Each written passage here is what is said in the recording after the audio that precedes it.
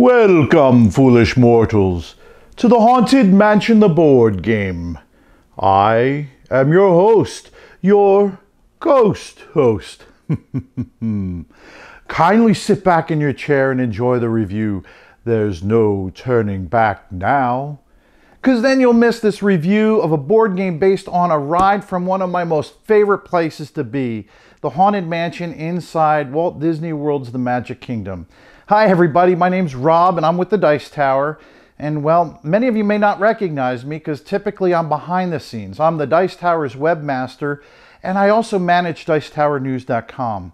And guys, this is my very first review. I asked Tom if I could do this once I heard about this game from Funko Pop and Prospero Hall. And so I'll tell you what, let's open it up. Let's look at the components. I'll tell you how the game plays and then we'll come back here and I'll share with you guys my review. Alright guys, here I've got the game set up for a 3-player game. You've got all your player tokens that start right here in the seance room. And as you can see, the seance room piece kind of moves, and that's how you're going to be moving around the board. You won't actually be going into the rooms themselves. You'll be going into this little space here.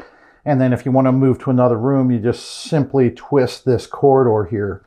But as you can see, you have ghost cards that are set up in the game. You have event cards, and then you have these little haunt cards. And I'll explain these in just a little bit. But you all start off here in the middle, and you have 2 different phases. You have the ghost phase, the hitchhiking ghosts phase, and this is kind of the hitchhiking ghosts here that you have. You can see all 3 of them, hopefully. And what you'll do is you'll start the round by drawing an event card. And the event cards kind of give you a couple different things. They give you a rotation and the amount of spaces that the ghosts are going to turn or move. And then they give you a very special power that's used throughout the round. And so if I was to draw this, I'd move the ghosts in a clockwise order, 3 turns. And you'd have a certain amount of... any player that was out in the endless hallway that the ghost passed by would have to draw a haunt card. And the haunt cards are just these small little cards that have a number between 1 and 2 or 3. And what you're trying to do is not get these cards. These are worth negative points at the end of the game. The game is won by collecting points, and you're going to do these by collecting different sets and different amounts of ghost cards. And at the end of the game, the person with the most amount of points minus the haunt points is going to win the game. Interestingly enough, though, the person that gets the most amount of haunt cards is going to lose the game. So going back again to the ghosts, they're going to move a certain amount of points, and then any player that they pass through will get a haunt card. If they land on a room that a player is in, then that player will get 2 haunt cards. So what you'll do then is you will then lay out these these ghost cards, starting with wherever the hitchhiking ghost is, and then going clockwise. You'll put out 2 plus the amount of players in the game, or I think 3 plus the amount of players in the game. And then when it's your turn, you can do any number of a couple of actions here. You can move, you can rotate, meaning you can rotate the dial. You can collect a ghost card, you can duel another person, or you can discard some of your haunt cards if you're in the seance room. So as you're moving, if you choose to move, you can move around and collect a ghost card for an action. And that's really what you're going to be doing throughout the game, is collecting ghost cards and avoiding the hitchhiking ghosts. And if you look at some of these, what I'll do is show you some of these ghost cards. So what you have here are the different ghost heads that many of you that are familiar with the ride will probably recognize. And based upon however many you have, so if you have, for example, 1, you'll get 1 point. If you get 2, then you'll get 4. And if you get 3, you'll get 9, and so on and so forth. So based upon the amount of heads that you get, you'll collect points.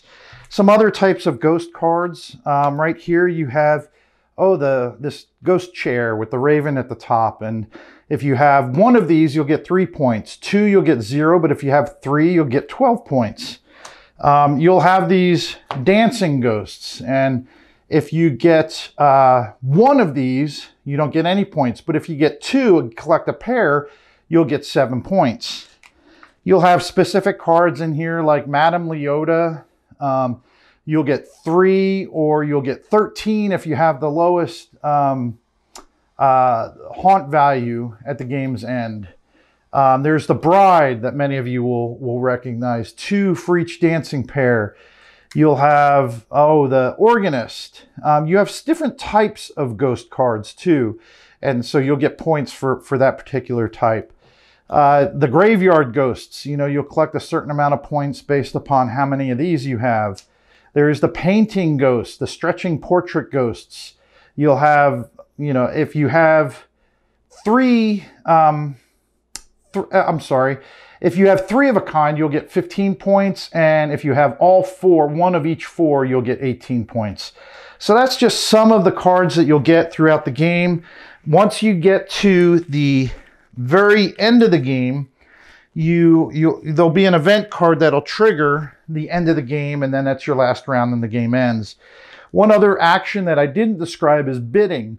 If you want, you can bid another player on your space, and you'll each have a dial like this, and you'll set it secretly to 1 to 3, or 0 actually, and then you'll reveal at the same time. The person that had the highest number will win the card that you're dueling for.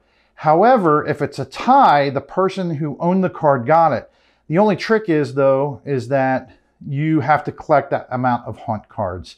And that's it. The person at the end of the game who has the most points minus the haunt cards will win the game. All right, welcome back. So what did I think about the game? Well, I enjoyed the game. I liked it a lot, and it's one that I will keep in my collection. What did I like about the game? Well, I'll be honest, when I first got it and I looked at the back of the box and I read kind of a description of the game, I was worried. It seemed like it might just be this simple roll and move with some collecting, and I just didn't seem like it was meaty enough. But then when I read the rules, which by the way, the rule book was gorgeously illustrated, was very clean and crisp, and there wasn't any confusion about the rules, which is very typical for me, at least, with Funko Pop and Prospero Hall games. They're very concise and well written. So when I read the book, it did add some meat to it. It had some of the rules with the ghosts and how they interacted with one another and how you'd want to try and get certain ghosts. I really enjoyed the event cards that had a special rule for that round. And it would just introduce some unique nuances with regards to the gameplay for that round.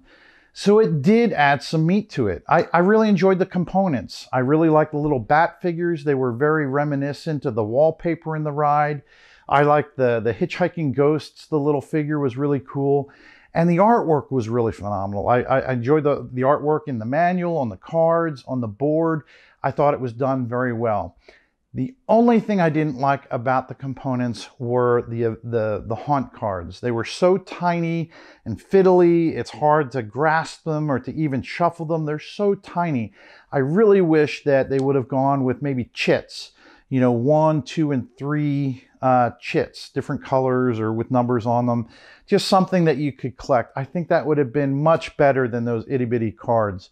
I like to sleeve my cards, and finding sleeves that small, I don't know. It would be a nuisance, and I don't think it would go well anyway. It wouldn't be worth it, in my opinion. And I sleeve everything. But that was really the only negative thing I liked about the game. Now, would you like the game if you didn't like the Haunted Mansion? I've got to be honest, probably not. The biggest draw of this is the IP, is the Haunted Mansion. It's a set collection game, folks. It's set collection. There's not a lot of places to go around on the board. It's got some really neat interactive mechanics with, like I said, the ghost cards and the event cards. But outside of that, it's a set collection game at heart. It's a great family game. So maybe if you're playing with younger kids, which you would probably be doing if you're a big Disney World fanatic anyway, but it is something that I would bring to the table with some of my younger kids if I just happen to have it. But I wouldn't go out and buy this specifically as a family game if I didn't really enjoy the Haunted Mansion. That said, it's a must buy for in my opinion, for anybody that's a fan of the park, more importantly, a fan of the ride. It's much better than, I'd gotten the Jungle Boat, didn't particularly care for this. This for me was a lot better than the Jungle Cruise. I'm sorry, the Jungle Cruise ride, the game. So yes, long story short, if you're a fan of the Haunted Mansion, I'd get this game for sure. If you're not, there's probably better set collection games out there. I'd rate this, probably a 7.5 out of 10. Guys, thanks for watching and thanks for bearing with me on this very first review that I've ever done. I hope you've enjoyed it, and I hope it's taught you a little bit more about the game. From the Dice Tower, this is Rob. Have a great day.